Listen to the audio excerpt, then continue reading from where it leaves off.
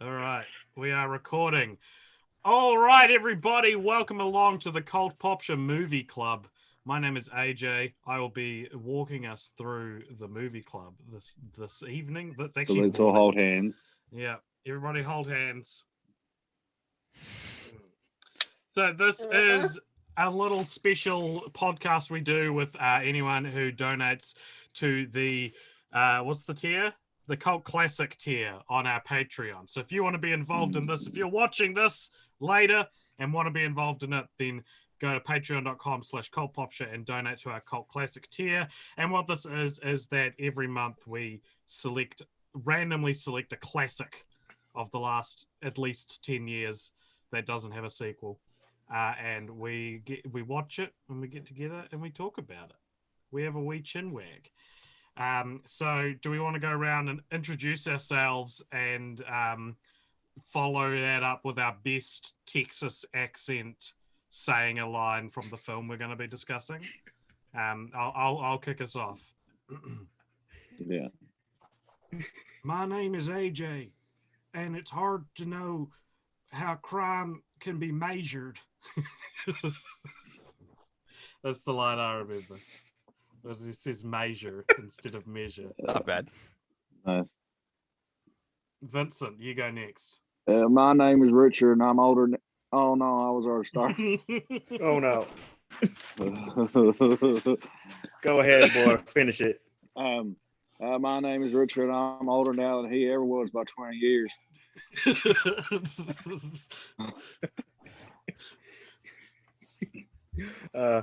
My name is Vincent, and coyotes won't eat a Mexican.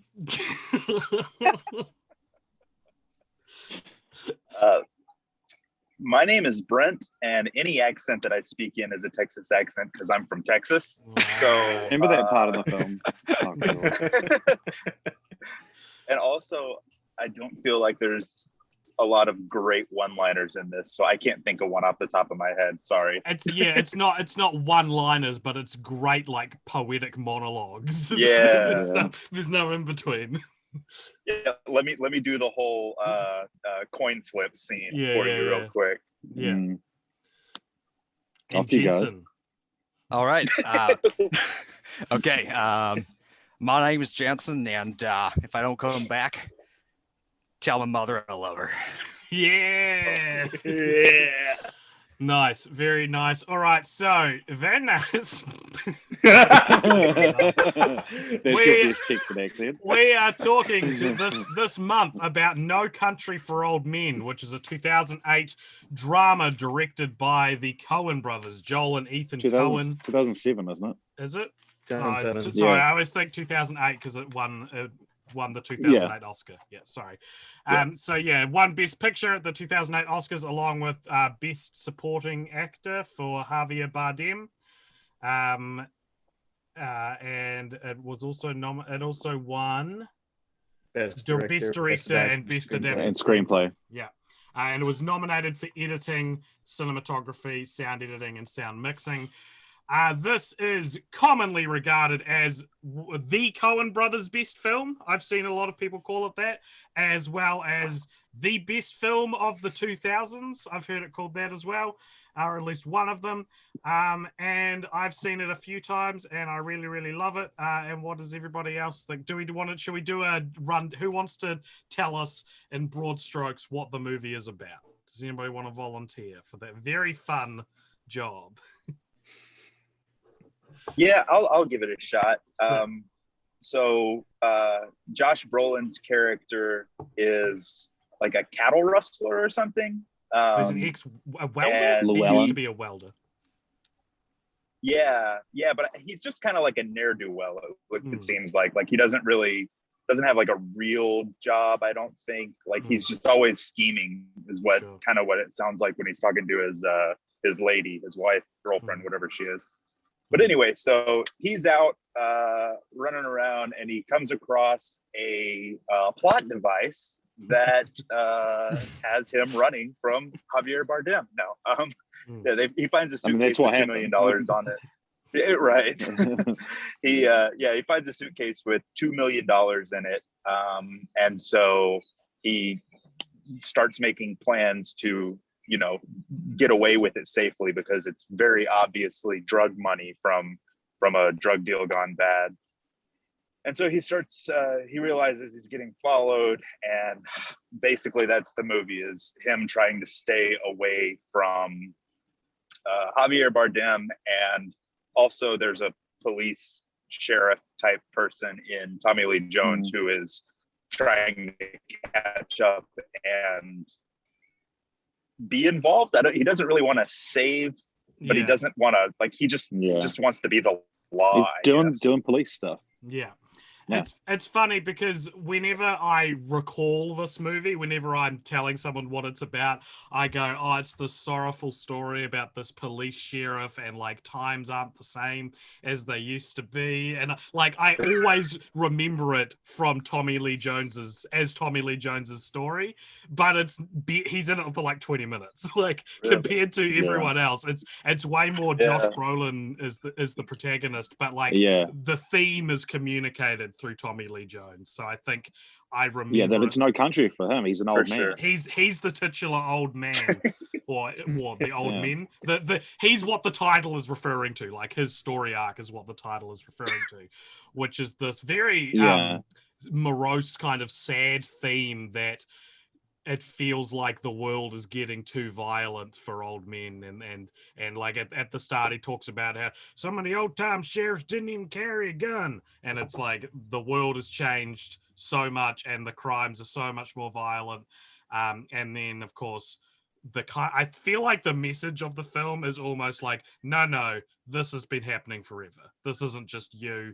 This isn't just what you're experiencing. This is the tragedy of growing old, is feeling like the world is passing you by, or getting too intense for you, I guess.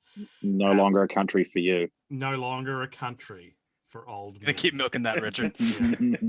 All right. This has 93% on Rotten Tomatoes. Just about the plot of the film. I was going to say that there's kind of one of the interesting things about it that you may or may not realize on your first time watching it, but that none of the three main characters never meet each other, and because it's essentially a big cat and mouse game, but the catching up never happens. There is a very brief scene where there is a very brief scene where they there's a shootout, but you don't ever see the two characters on screen at the same time, and they don't know who they can't see each other really. And that's as close as it comes. And also the character Carla Jean is the only person to meet all three characters. Oh, nice. That's cool. Nice. So, it's very much like a three-figurehead story, and it's protagonist, antagonist, and moral center of the film. It's like Mr. and Mrs. Smith if they had a third person. I was just about to say that, so this has 93% on Rotten Tomatoes. As I said, it is regarded as the Coen brothers' best film by a lot of people, and one of the best films of the last decade. What does everyone else think of it? I'm curious to hear what everyone's thoughts are on this film, in whatever order is whoever talks first. I want to know the Texans' perspective first. Sure. I thought it's good. It's real good. I wondered when I was watching it, because it is very slow and very stark a lot of times. There's actions that are happening, but it's very the pacing is just very slow. And I wondered if that was necessary, or if that was the Coen brothers being the Coen brothers. That's kind of what I was thinking about a lot when I was watching it. It's was that adding character to the movie, or was that really just a them doing something kind of arbitrarily? Right. It is. It does. I didn't note on that about dragging it out. That it's this was their longest film at the time, and this and Ballad of Buster Scruggs are the only two Coen brothers movies over 2 hours. So you talk about dragging it out for the sake of dragging it out. It isn't actually really a Coen brothers thing. They're normally more known for their brevity. Fair enough. I think I think about the pacing when you compare it to Fargo or Burn After Reading. Those movies are lightning fast. There's always something that's that's propelling you on to the next scene. And this movie really takes its time, and even though there's still, like I said, there's plenty of action, there's lots of beats, but they're all very like still, I guess. And one of the things that I didn't realize till I heard it mentioned is this film has no music. It has no score. It's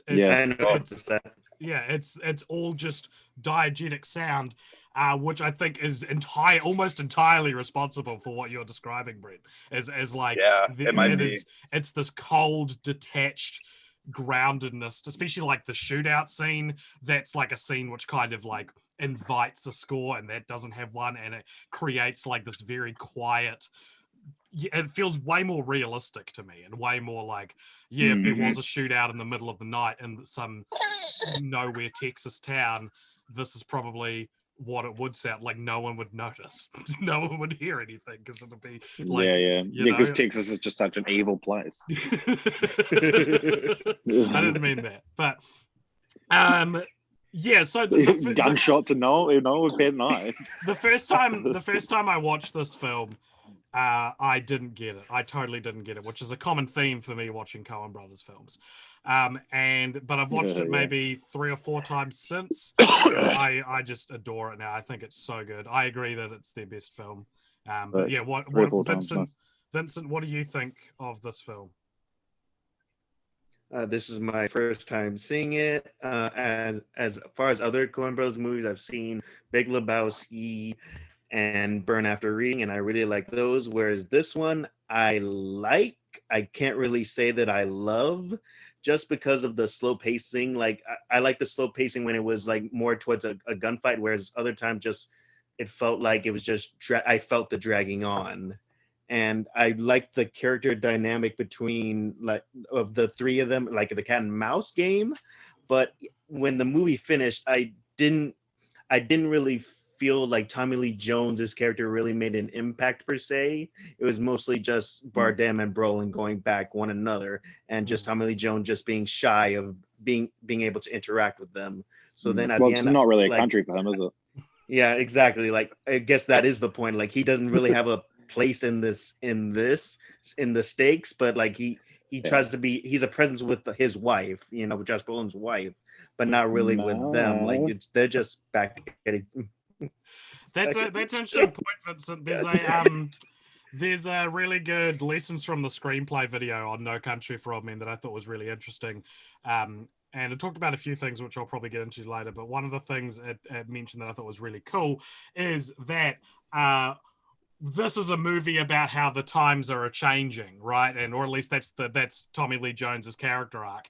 And this is also a movie where the so-called protagonist who is running away from this terrifying antagonist gets killed off screen by an irrelevant force, like at the start of the third act. Spoilers. Sorry.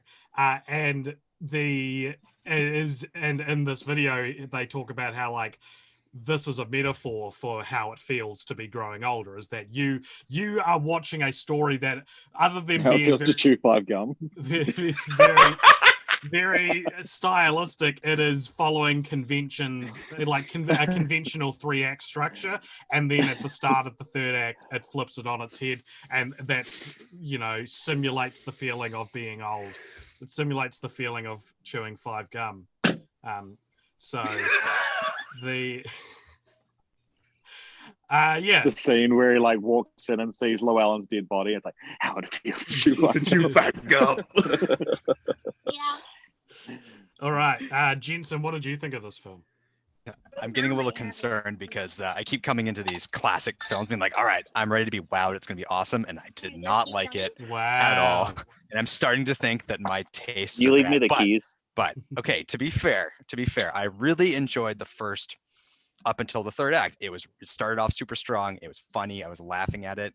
I was getting invested in the characters. Javier Bardem is fantastic in this film. He is terrifying. I kept watching him act and being like, oh my god, this is what they were trying to reproduce with Pirates of the Caribbean.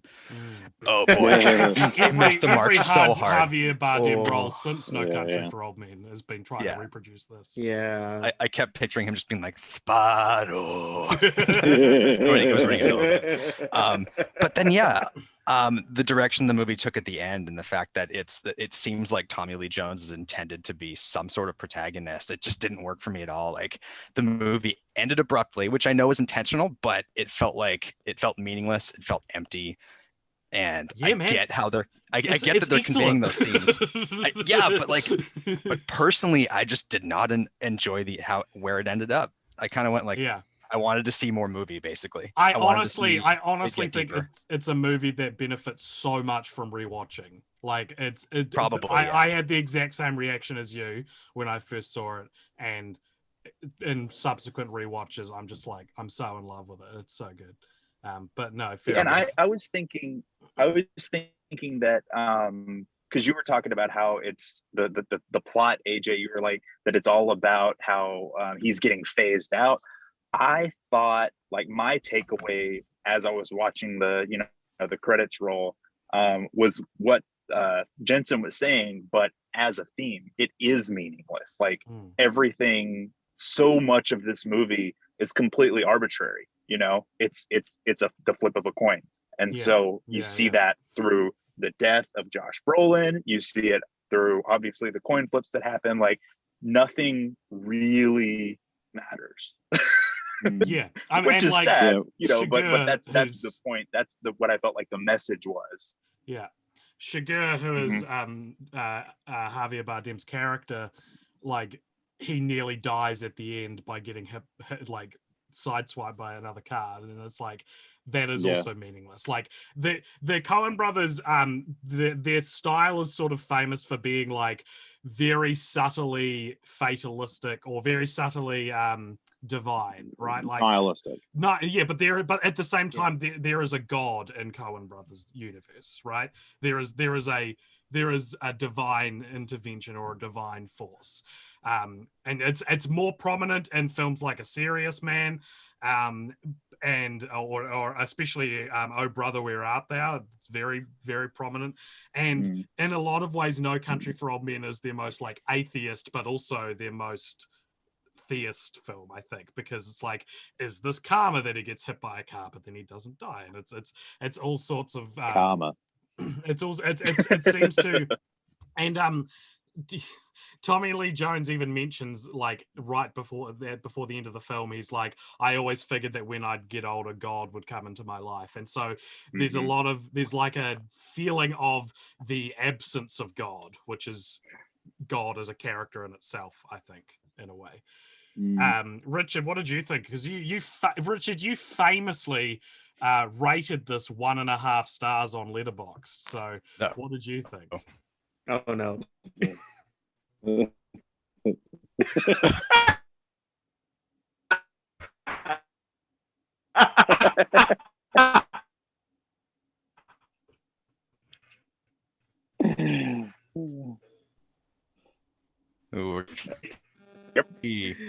It's meaningless. Oh. Yeah, Richard. Oh god. Okay, so I'll start talking and then oh, here he is. There It's also recording off my computer, so that we lost you, buddy. It's recording off my computer, so this is going to be a fun one for people to watch back. I will be getting some kind of Wi-Fi extender for the next movie club, because this is not sustainable.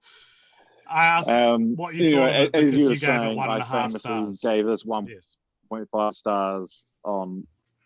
Yeah. Did you yes, I saw it. Yeah. Did you think it was funny? That was very funny. Yep. Good, mission accomplished. Yeah, I love this film so much. I just thought it'd be real funny to give it 1.5 stars to, like, as a fun little teaser for the Cult Classic record. Yeah, this film's fucking amazing, man. Like, the Coen brothers are one of those the directors that I like. I never like think of them as like one of my favorites, but I like love all of their films that I've seen. Yeah, same. Yeah. Even what's the one with Intolerable Cruelty? Even I love Intolerable Cruelty. No Country for Old Men is kind of just like the perfect movie of theirs. And there's something like, I think I saw this at like a time in my life when I was like really going through a phase of like movies where nothing happens, and like they're just these long drawn like shit like My Dinner with Andre and The Sunset Limited and things like that, where it's just like they're really well written, and you just go num num num on the dialogue kind of thing.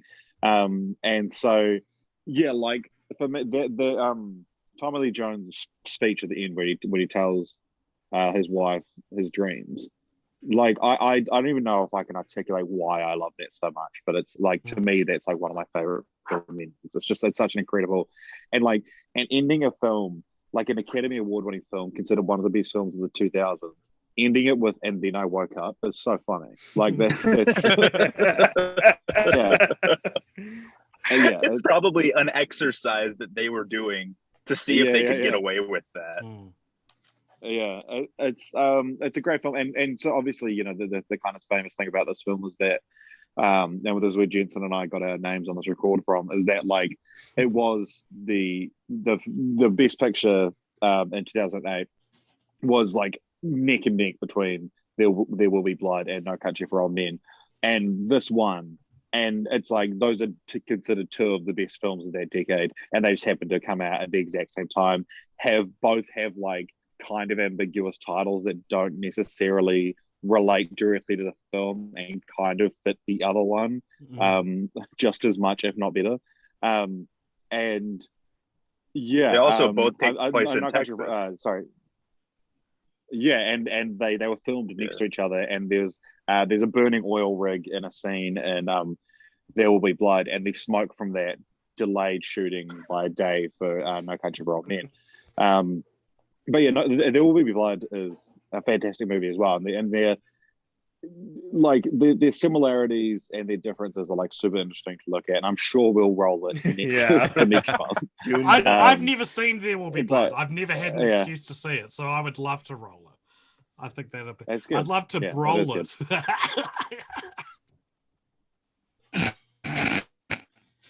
No. My internet connection is so bad that it takes about 3 seconds for anyone to laugh at my jokes. And as I said, we're not laughing. It's recorded. Oh, thank you. Fuck off, Vincent.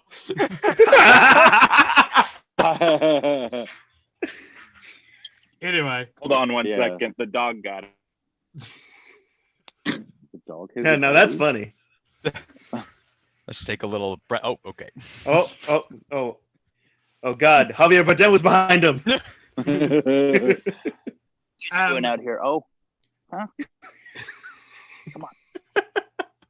If only we could see what's going on. ASMR of Brent. POV, you're a dog. You hear gunshots in the back. Okay, he muted himself. Okay, good. All right. Let's talk about Javier Bardem and the actors in general, I think, because Javier Bardem, this is obviously his breakout role. He won the Oscar for it.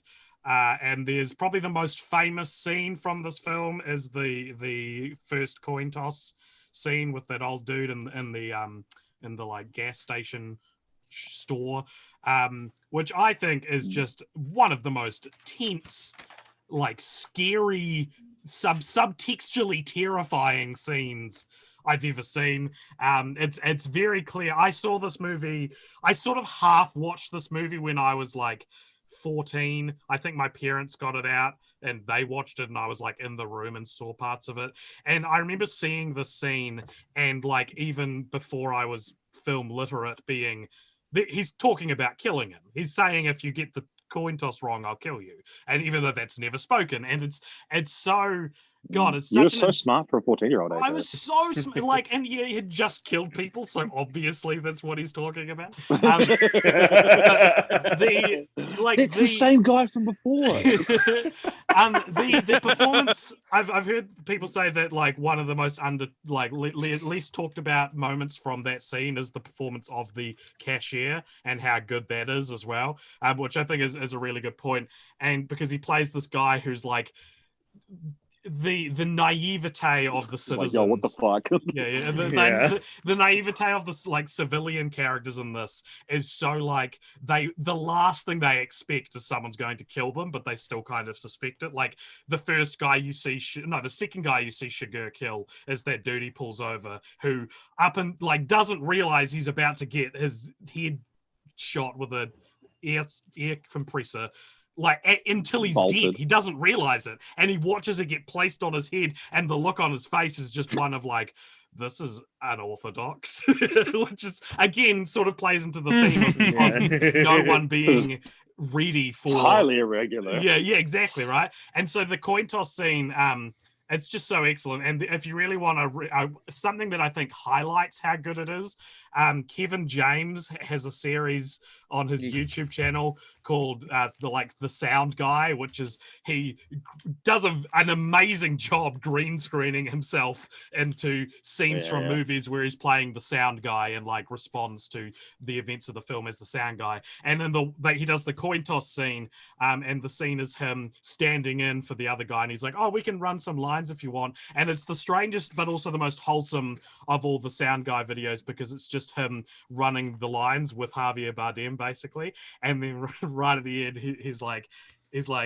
did I do a good job? Did I do a good job? And it plays the clip of Javier Bardem going like, and he's like, and it's such a strange thing to communicate in these otherwise very surface level funny videos, because it's like the joke is like Javier Bardem's like be like, Kevin, pretty good. And it's cool. I love it.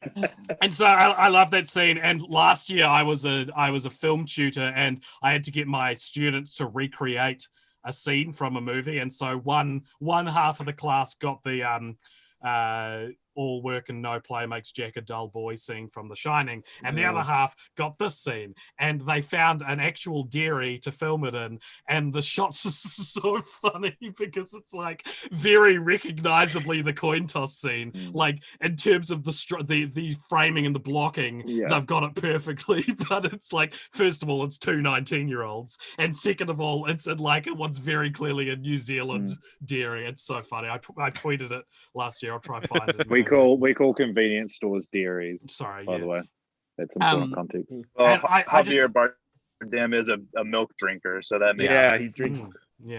Milk is one of the most important themes of this film, after all. So absolutely, and money as well. Very like so brave. There's coin. I noticed like there's the coin toss. The coin is used to unscrew like the air vents, and of course there's the suitcase of money. Like I feel like maybe there's something to look into the idea of like money being a tool or a means to an end. You know, like using money in unconventional ways. It's just another coin. Money can be exchanged for goods and services. Interesting. Tell me more. Tell me more. There's the connection of milk, because milk's it is a big thing in this. There's like it's refreshingly nice, but then of course, if anyone's seen There Will Be Blood, there's the milkshake scene at the end. There will be milk. Yeah, and it's no. There will be Harvey Milk. I think, dare I say, Tommy Lee Jones was snubbed for Best Supporting Actor nomination for this film. I think he's excellent. I think this is the best Tommy Lee Jones performance I've ever seen. Have you seen Lincoln? No. I've seen Men in Black. That's his best performance. He's so good in Lincoln. He's so good at unreal. Well, it's like Tommy Lee Jones is one of those actors that I put into the same category as like Jack Nicholson and Robert De Niro, where it's like you constantly play the same kind of I don't give a shit kind of character that I'm so surprised to see you could act. Does that make sense? Like this implies Tommy Lee Jones has an understanding of the material and like is like an artist. Whereas I'm used to Tommy Lee Jones being like a Texas dad, you know. And this is like one of the only examples I can think of where it's like, wow, you like in clearly, a sitcom Texas Dad. You clearly understand like what you're communicating because you communicate it so beautifully without your character realizing what you're communicating. And as you say, Richard, well, I think that's a Texas thing as well, isn't it? Is it? Well, like that kind of it's a Kiwi thing as well, but like suppressing emotion, like sure, that. Yeah. Oh yeah. Yeah. And like you said, Richard, that scene at the end where he talks about his dream is like breathtaking. It's a breathtaking performance, and I think so anyway. And it's like I don't even know what he's really saying. It's just such a sad scene. It's just so sad. Thing he's not saying anything. It has nothing to do with anything. See, but to that point, it's the like what Richard was saying about suppressing emotion, and he's this old school, last of his kind lawman. And then you get to that scene and he's talking with his wife and talking about, I think I'm gonna go riding today. Do you want to come with me? And it's a very it's kind of like a vulnerable moment for him because he's retired. He's not behind that badge anymore. So there's this like one scene of really good character development for him, and then it ends. Yeah. That's Coen, baby. That's the Coen brothers. I don't know. I think it's even it's not. He doesn't necessarily give breathtaking performances at other points in the movie, but I really like his character. Like I love the bit where his like partner, like the other cop with him, is like maybe 30 years old, and there's the scene where they find the trailer with the lock that's been punched out so they know Sugar has been there, and he's like the younger guy's like, I think he's been here, and Tommy Lee Jones is just like, gun up and out, and he's like, oh, and he like pulls his gun out. He's like, are you gonna get your gun out, Sheriff? And he's like, I'm hiding behind you. It's such a like, I don't know. I think he's a deceptively comical character, Tommy Lee Jones, in this film. Yeah, like very funny. I thought. Can anyone tell me my favorite exchange in the history of cinema, and it's from this film? I've mentioned it on the podcast before. No. I hadn't seen the film before all the way through, so I couldn't. No podcast for fake fans. I guess we have to quit now. Finally, something fun. Let's fuck off. Does it involve Woody? Does it involve Woody Harrelson? Who's also in this movie, and I feel like has a weirdly small role for Harrelson. Yeah, weirdly small role also, for Woody Harrelson. And he also seems to be a really good actor, considering I'm used to seeing him being a whatever dude. Yeah, in like Zombieland, for example. But all right, go ahead and tell us. At the start, when Llewellyn goes back out to retrieve the money, and he says, "If I don't come back, you tell mother I love her." But Llewellyn, your mom is dead. I'll tell her myself. Yeah, that's so good. So good. That's like literally my favorite line in all of cinema. It's good stuff. It is good. Nice. All right. So one of the other things that I thought was interesting in Lessons from the Screenplay video was it talked about, I think Andrew Stanton, the director, came up with this, or we did a TED talk about it, which was the idea of don't give your audience 4, give them 2 + 2. So don't tell them it's 4, give them 2 + 2, and they'll work out it's 4. And it talked about how like this film is, it actually is. Yeah, you can look that up. It talks about how this film has like several moments of giving you 2 + 2, and one of the examples it draws your attention to is like all through the film you see that Sugar like takes his boots off or protects his boots from getting dirty. So like he takes them off when just generally getting blood off him. And he like because he with the shower curtain as well. And when he shoots Woody Harrelson's character, he like lifts his boots away from the encroaching blood puddle, and then right at the end when he visits Carla Jean and she's like, I'm not gonna play you, I'm not gonna call it, and you don't see what happens, but you see him leave the house and check his boots, so therefore he killed her. And what I think is great about this film is that the first half or the first 3/4 is like stacked with these grisly death scenes, and then the last quarter you don't see any deaths. They all happen off screen, and it's cool because you don't need to see it by that point. Like we're done. We know, and it lets you work it out, because it's not just with Carla Jean, it's with Llewellyn is killed off screen. This guy's helping him fix a tire, and he's like, you need some help calling a tow truck or whatever, and he just goes like, can we take the chickens out of your pickup truck? And he's like, what? And then it just cuts to him hosing out and it's like, he killed him. We know he did. We don't even need And to see the also, escalation of the scene. We know he killed him because that's what he does. That's such a comedic cut as well. Yeah. Like, can we take the chicken and then cut to like that's like a Futurama joke, Right? Yeah.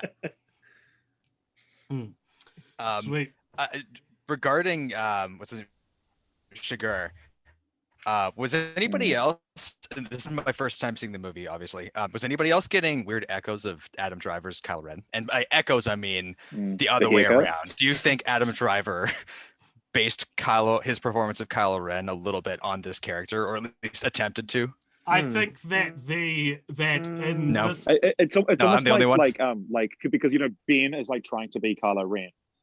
And it's like Ben based his performance as Kylo Ren on this, like rather than there you go. It's almost like that, down to the haircut, right? Like just atrocious. Yeah, we're like Ben Solo's growing up. He's like, I don't want to go to Jedi Academy to watch this movie. This is my dude. My theory is this is what I base my personality on. My theory is that this era of film, the 2007, 2008, you cannot overlook the 1-2 punch that was Javier Bardem's Anton Chigurh and Heath Ledger's Joker as like defining the next decade of villains in a way, and like they're even shades of each other in the roles, and then in Skyfall, which Javier Bardem plays the villain in, he's kind of playing the Joker. So it's like this weird mix of thing, but I think it's not so much that Kylo Ren is copying Anton Chigurh, it's that everyone was to some degree, because this is a movie that is so unconventional. And when everyone copies Anton Chigurh, no one is. And this is a movie that is so unconventional, and it's crazy. It reminds me of like Blade Runner 2049. Like it won Best Picture, or Blade Runner didn't win, but like it's like dressed in the guise of like something your parents will rent out on a Saturday night, but it's so inaccessible for like kind of mainstream film goers. But despite that, it's no film for mainstream film goers. Did it again. Despite that, it is such like Anton Chigurh's performance, or Javier Bardem's performance, like transcended the film, and no matter what you thought of it, it was like, but he's a great villain in it, Like even you, Jensen, who said you didn't really like it, like you concede that it's an amazing villain, right? Cold-hearted Jensen. It's all films, apparently. No, I mean, now that we're talking about it, I think maybe the issue is that if I had seen this in 2008 or whatever, shortly after it came out, I probably would have been like, this movie is amazing, it's groundbreaking. But now we've seen all these things before. Yeah, exactly. But like we've seen excellent villains based on this pattern. We've seen movies about nothing. We've seen all of these conventions broken. So now that I've had all of those things ruined for me, the effect of the film was lost, because I was like, this is just more of what I've seen before, and it's not satisfying, unfortunately, for me. Yeah. Okay. Personally, that's the thing. I get that it's definitely a taste thing, and I'm sure film buffs are like, yes, all of these I kind of things. said that same thing about what's it called? The Jimmy Stewart, the Christmas movie. Yeah. Oh, there's no country for a man. The movie. It's a wonderful Disney spell. I had a dream about my dad. It's a wonderful vertigo. Quality. Yeah. Well, I need to know what I stand to win. Jesus. Yeah. So were you saying that like if you've seen It's a Wonderful Life copied so many times that watching the original just didn't really have the right effect? It didn't have the kick, I think, that so many people see out of that. I was just like, yeah, no, it's fine, cool. Like, I didn't really care. We've seen a million times. Yeah. It's an interesting movie like that, and I think it's one of those things that's a testament to the Coen brothers, that like this movie would fucking suck like made by anyone else.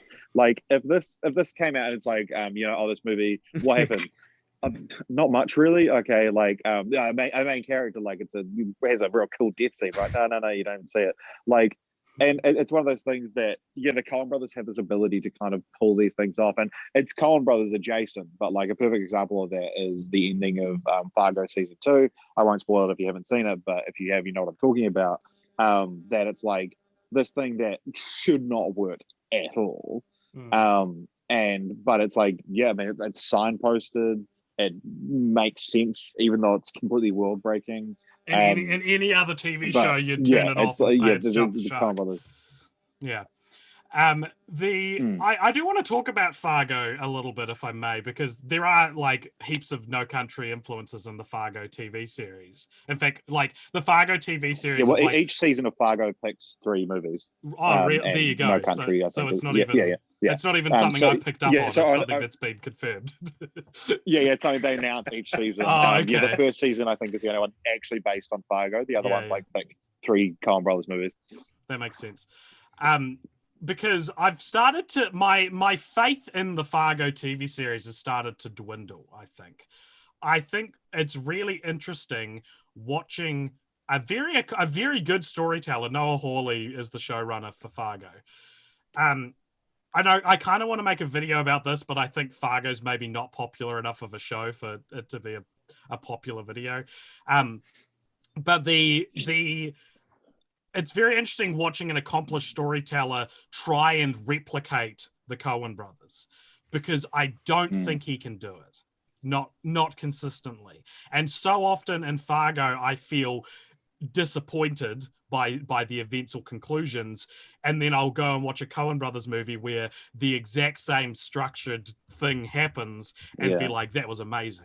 And I need to work out why can the Coen brothers land a farce or an anti-climax or narrative dissatisfaction and make it feel like I've witnessed this mature, amazing story. But when Noah Hawley does it, I'm like, well, that was a waste of character, And I think watching this movie, especially with things like, I think part of it as well is the TV film difference. Mm-hmm. Okay. Do you want to expand on that? Well, it took so long to respond. I was like, oh, okay, he doesn't care. And this is why I often say about like that I don't watch much TV, or like I wait until a whole show is out, because investing so much time in an unsatisfying TV show is horrible. Like I don't mind spending 90 minutes watching a shitty film, but I'm not going to spend 6 years of my life watching a new episode 12 weeks of the year for them to be not worth it. That's maybe a good point. I don't know what that's probably all I have to say about the film. If anyone else wants to throw some thoughts or anecdotes into the episode before we round it up. A fun fact about this film, when Llewellyn crosses the Mexican border, he's the first Coen brothers character to leave the US. Interesting. I got a cool little fact. How Josh Bowen's audition tape is probably the well-produced audition tape of all time. So when this was being in development, Josh Bowen heard about it. He was on the set of Grindhouse while Rodriguez of Quentin Tarantino joined. So he couldn't, because the Coen brothers typically want to meet you and then talk about it instead of just a traditional, audition tape or just simple audition, just, get to know you, your philosophy, stuff like that. So he couldn't do that because he was on the set of a Quentin Tarantino, Robert Rodriguez film. So he asked Rodriguez, hey, could you film me with a simple camera? Rodriguez is like, no, we're going to use the film camera using on this film. I'm going to DP it. I'm going to shoot it. And Quinn's going to direct it. So it's like, what kind of audition tape, from God, from one of the best shooters of all time with one of the most influential filmmakers of the last 20 years. Hey, here's an audition tape from these guys. Let's chat. Can you watch it anyway? Yeah. That's insane. I tried looking. I couldn't find anything about it. just that Josh Imagine Brolin if just he kept didn't saying get about the it. job. Right? Yeah. Let's go, Also- brothers, baby! Also, how the Coen brothers asked, "Who's the DP on this? Maybe we can get him for the movies." Like Rodriguez. Oh, who are we gonna get? Oh, Roger Deakins. Yeah. It is. It's funny as well. And then after getting the job, he got into he broke his shoulder in a motorcycle accident. And he said apparently when he was flying through the air because he crashed into something and flipped off his bike. But he's flying through the air. He's like, "Damn, I'm not going to be able to work with the Coens." But then in the film, his character gets shot in the shoulder, so it's fine for him to have an injured shoulder. Nice. Nice. Something of a personal note, but my bacon number to Tommy Lee Jones is 2. No! One time, back in college, I was in a band, high school, college, and we played mostly in downtown Dallas and stuff. But we got an invite to play at a bar in Austin one night, and so we went. We we camped, and it was big to do. And we played with this other band called Courier, like a courier, the guy who delivers stuff for you. And one of the members of the band was named Austin, and I didn't realize it at the time, but afterwards I was reading an article about Texas Monthly about Tommy Lee Jones, and they mentioned that his son Austin was in a band called Courier. Well, hey. And I was like, yeah. Nice. God, I could have gone up to Tommy Lee Jones's son and been like, "You're Tommy Lee Jones's son." I've got a piece of dumb Imdb trivia if anyone wants to hear. I have to turn my camera off to get it open, but you can still hear me, yeah? Yes.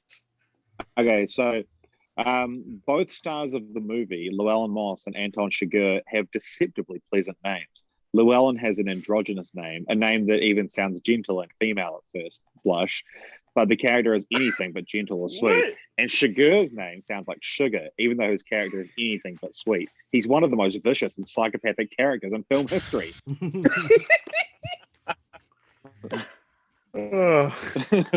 That's so good. Why? This isn't exactly obscure, but here's another, and we mentioned this while we were watching it, Richard. I'll read the IMDb trivia for it.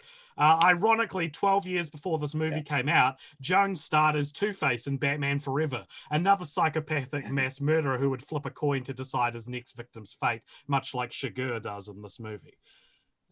So, what did you ask me, Richard, when we were watching it? I was like, "What's your favorite movie that stars Tommy Lee Jones and features a character who decides other people's fate by flipping a coin?" And I said Men in Black 2, and you just don't remember that there's a coin flipper in it. Cool. All right, everybody. I think that probably about does it. The last thing we have to do now is decide what we're going to be watching next month, which I think it's my turn to play the game where I reveal it all to you.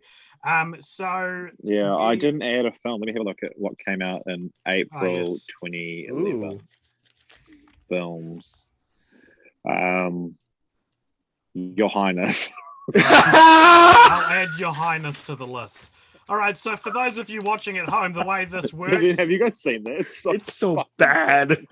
It's so fucking bad. The way this works is we have a list of 204 movies, and the requirements are they have to be considered... Well, I'll get to that one last, actually. They have to be over 10 years old.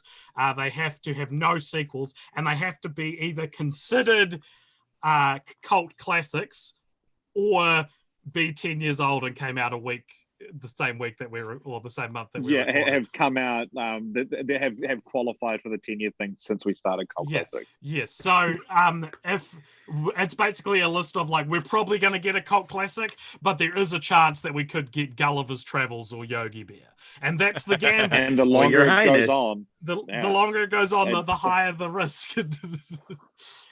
So if we do this for like 200 times, it's going to be only bad films. Oh, let's do it, boys. 200 months from now. Extra for bad films. All right, so Richard, can you give us a number? You'll love it, Jensen. You'll love these films. Can you give us a number out of 204, please, Richard? All right. Let me pull up my Randy Numgen. I think that's my stripper name. Yeah, Randy Numgen is a very. That doesn't sound like what it is. Did that come through on there? No. Yeah, 162. 162 is okay. It's the highest number we've had yet. It is a film.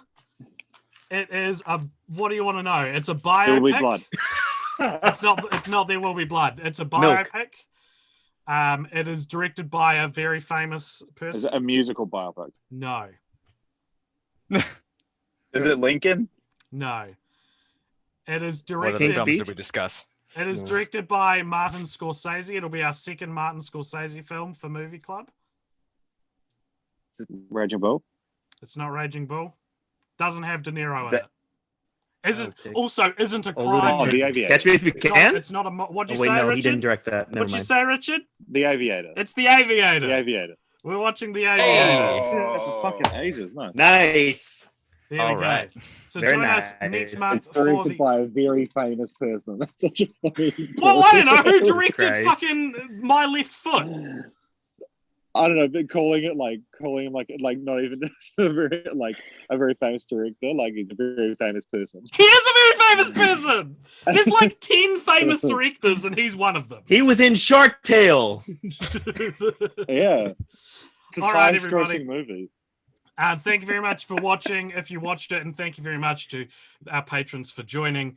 And we'll see you next month for If you joined it. The Aviator. Bye-bye. Hope you enjoyed it.